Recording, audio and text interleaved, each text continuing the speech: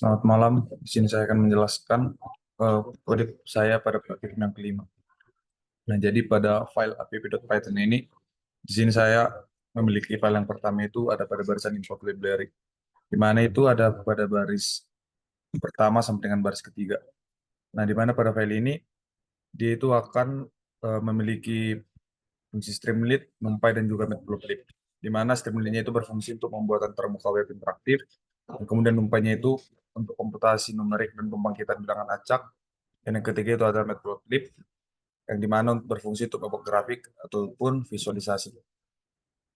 Nah, yang selanjutnya itu ada juga judul dan deskripsi aplikasi, di mana terdapat pada line ke-8 dan juga line 9, line ke-10.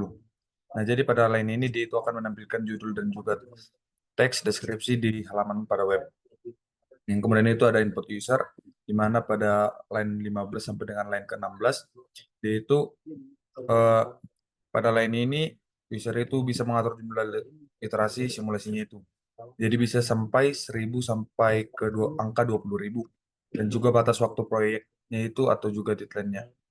Kemudian ada 10 input numerik yang akan dibagi ke dalam 2 kolom untuk masing-masing tahap pada konstruksinya.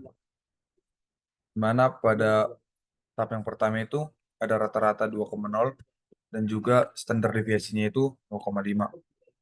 Yang kemudian itu ada rata-rata 3,0 yang ada standar deviasinya itu 0,7 dan seterusnya.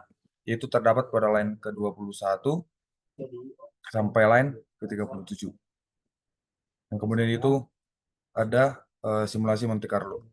Jadi terdapat isi line mulai dari perencanaan, di mana dia itu akan menjadi tahap dibangkitkannya sebanyak n simulasi sampai menggunakan distribusi normal. Jadi semua tahapnya itu akan jumlahkan menjadi total durasi proyek per skenario-nya.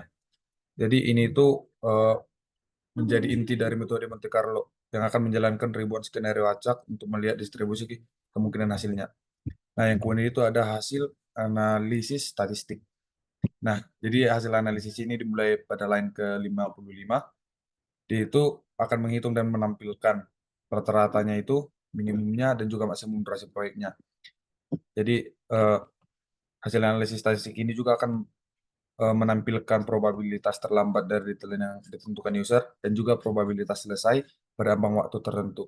Yaitu di sini kita lihat pada line ke-73 sampai ke line ke-75, yang pertama itu lebih kecil sama dengan 16, lebih kecil sama dengan 20, dan lebih kecil sama dengan 24.